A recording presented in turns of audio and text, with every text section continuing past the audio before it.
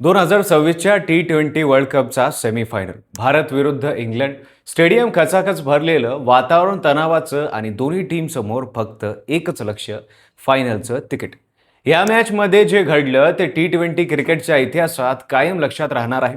कारण मॅच फक्त एका टीमच्या वर्चस्वाची नव्हती, तर शेवटच्या बॉलपर्यंत चाललेल्या थराथराची होती. एकीकडे भारताचा आक्रमक फलंदाजीचा खेळ, तर दुसरीकडे इंग्लंडकडून जेकब बेथीची जबरदस्त झुंज. त्यावेळी ही मॅच आधी सेमीफायनल राहिली नाही, तर ती एक जबरदस्त क्रिकेट ड्रामा बनली. टॉस इंग्लंडने जिंकला आणि बॉलिंग निवडली. भारताकडून ओपनिंगला आले संजू सॅमसन आणि अभिषेक शर्मा. सुरुवातीपासूनच भारताचा प्लॅन स्पष्ट होता. पॉवर प्ले मध्ये जास्तीत जास्त रन काढायचे. अभिषेक शर्माने काही आकर्षक शॉट्स मारले आणि स्कोअरला गती दिली, पण त्याची इनिंग फार मोठी झाली नाही. त्यानंतर क्रीजवर आला ईशान किशनने सुरुवातीला स्ट्राईक फिरवत चांगली साथ दिली. भारताचा स्कोअर वेगाने वाढत होता, पण त्या दिवशी मैदानावर सगळ्यांचं लक्ष वेधून घेतलं होतं संजू सॅमसनने. सॅमसंग सुरुवातीपासूनच आत्मविश्वासात दिसत होता. इंग्लंडचा प्रत्येक बॉलवर तो आक्रमण करत होता.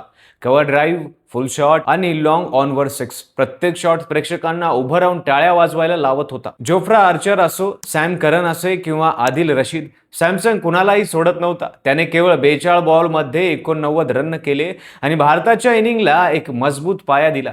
त्याच्या या इनिंगमध्ये 8 चौकार आणि 7 षटकार होते. सॅमसंग आउट झाल्यानंतरही भारताचा आक्रमण खेळ थांबला नाही.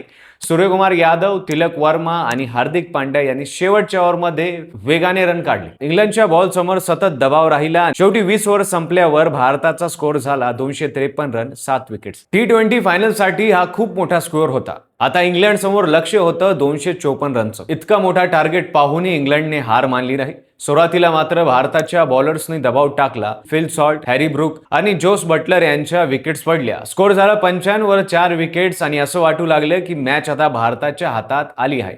पण क्रिकेटमध्ये एकच खेळाडू सगळं चित्र बदलू शकतो आणि त्या दिवशी इंग्लंडसाठी तो खेळाडू होता जेकब बेथेल. तरुण असला तरी त्या दिवशी त्याने अजिबात दबाव खाल्ला नाही. त्याने सुरुवातीपासूनच आक्रमण खेळ सुरू केला. भारतीय स्पिनर्सवर तो पुढे येऊन शॉट्स मारत होता.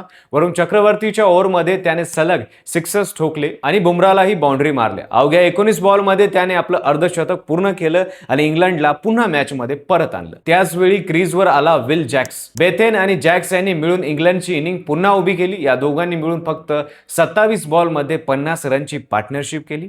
जॅक्सने 20 बॉलमध्ये 35 रन करत बेथलला चांगली साथ दिली. दोघी बाउंड्रीवर बाउंड्री मारत होते आणि अचानक मॅच पुन्हा खुली झाली. एका क्षणी इंग्लंडचा स्कोअर 172 वर 5 विकेट झाला आणि भारतावर दबाव वाढू लागला. मात्र जॅक्स आउट झाल्यानंतरही बेथेल थांबला नाही. तो शेवटपर्यंत लढत राहिला. त्याने केवळ 48 बॉलमध्ये 105 रन केले आणि सेमीफायनलमध्ये एक अविस्मरणीय इनिंग खेळली. मात्र शेवटच्या ओव्हरमध्ये भारताच्या बॉलर्सनी कमबॅक केला. हार्दिक पांड्या आणि जसप्रीत बुमराह यांनी डेड ओव्हरमध्ये रन रोखले. इंग्लंडचा प्रयत्न शेवटपर्यंत चालू राहिला, पण 20 ओव्हर संपल्यावर त्यांचा स्कोअर झाला 246 रन, 7 विकेट्स. भारताने ही मॅच 7 रनने जिंकली आणि फायनलमध्ये प्रवेश केला. ही मॅच T20 इतिहासातली सर्वात रोमांचक सेमीफायनल पैकी एक ठरली. भारत जिंकला, पण त्या दिवशी प्रेक्षकांच्या लक्षात कायम राहिली ती जेकब बेथलची झुंज. सेमीफायनलमध्ये भारतासारख्या टीम विरुद्ध 105 रन करणं ही छोटी गोष्ट नाही आणि कदाचित त्या दिवशी बेथेलने सगळ्यांना एक गोष्ट दाखवली, मोठ्या मॅचमध्ये मोठे खेळाडू तयार होतात. तुम्हाला हा व्हिडिओ आवडला असेल तर लाईक करा, कमेंट करा आणि पाहत रहा कसं काय.